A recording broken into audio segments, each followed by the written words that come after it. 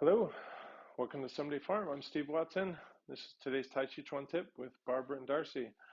So today's tip is to go through your form practice and consider every expression of energy. So that might be a posture, it might be an element of a posture, it might be even a transition, but to consider every element of your practice as a kindness offered to the world. Right? So what would this kindness be? In what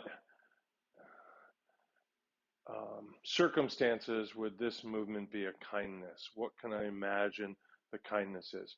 Very easy to think martially, right? Who am I smashing? What would I hurt? How would this bruise? How would this destabilize somebody? And those can all be found in the form.